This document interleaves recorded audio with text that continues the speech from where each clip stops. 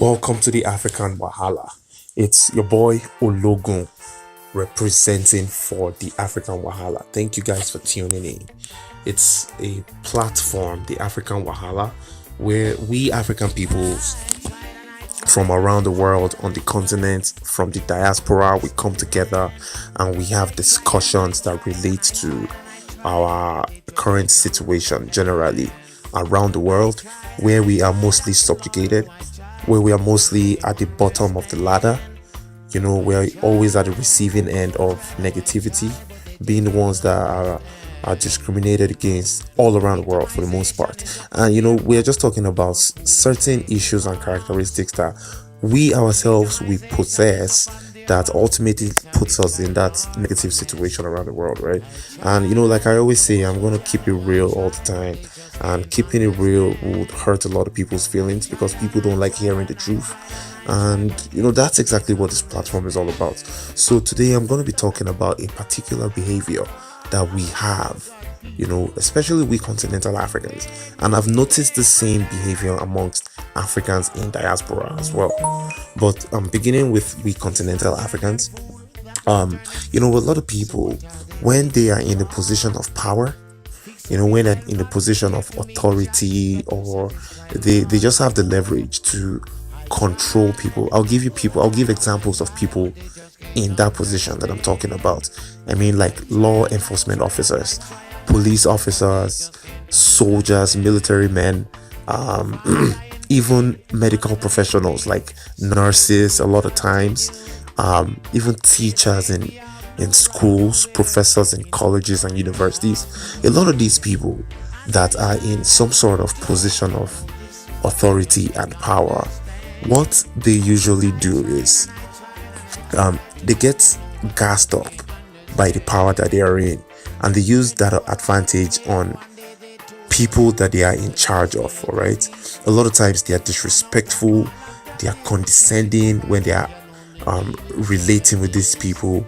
They just talk to them like they're trash because they know these people don't have anybody to defend them. And for the most part, it boils down to a cultural attributes of us, of we African people. And you guys don't get it twisted, man. It's not across the entire Africa that we have this behavior. It's more pronounced in some parts of Africa.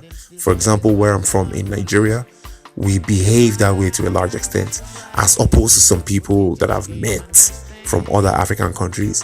And these ridiculous behaviors are foreign to them. All right, so I'll give you guys a backstory to what happened in this video.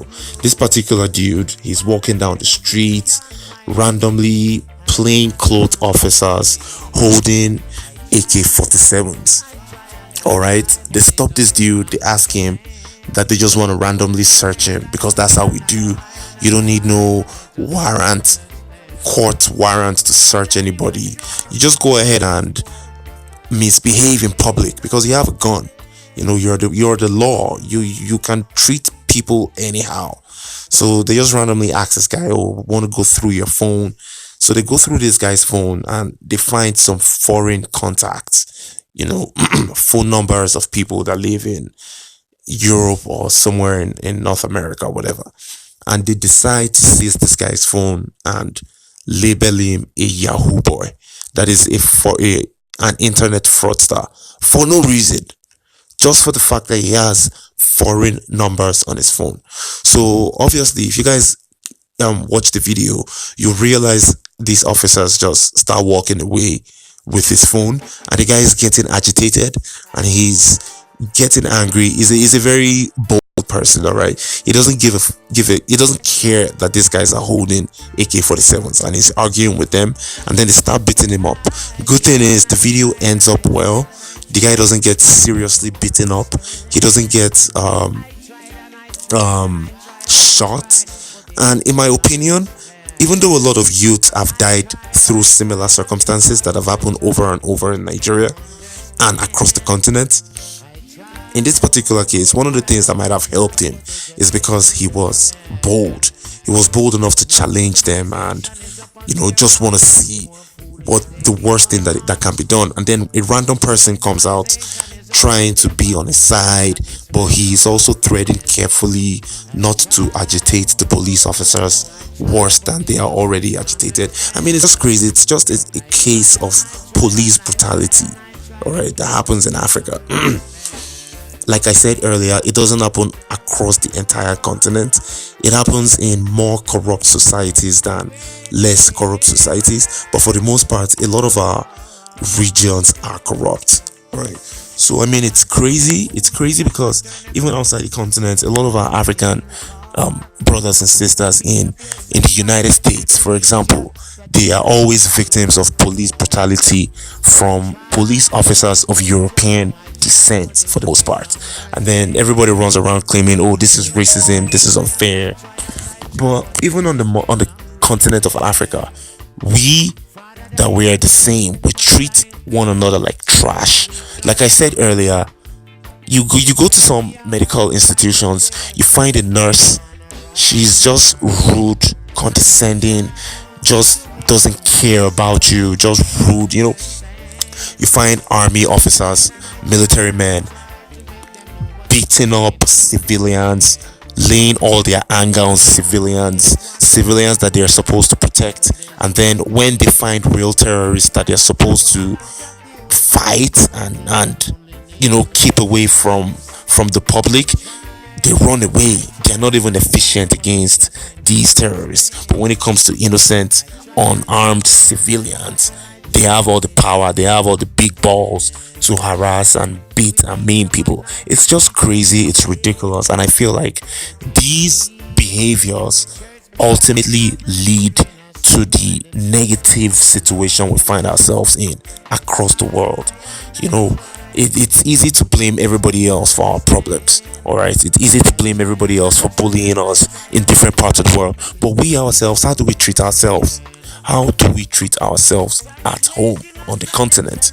And like I said earlier, man, don't get it twisted. It's not all parts of Africa that this happens, but it happens in societies where there is higher corruption. You find bodyguards, not even bodyguards, you find military men, police officers shooting and killing innocent civilians because they are protesting against an obviously corrupt government.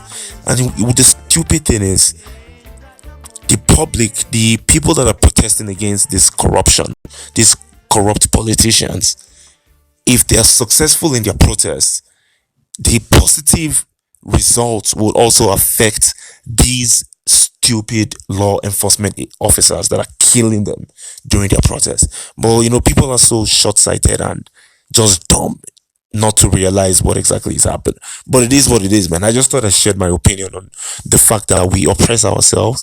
And I mean, until we stop oppressing ourselves, we shouldn't expect other people to stop oppressing us. That's just how I see things. All right, so go ahead and watch the video and come to your own summary.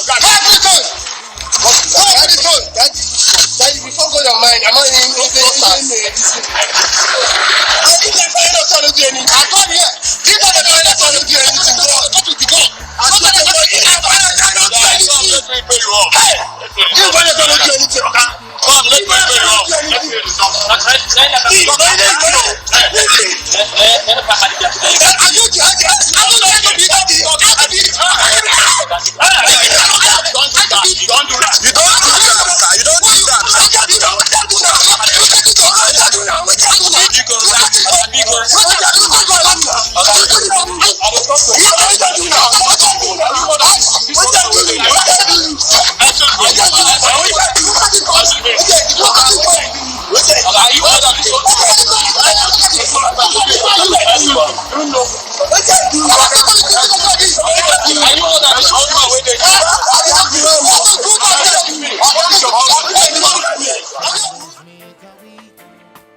and out of all of that, the whole 365 they can only name you 7 days. I try and I try, but they just can't understand.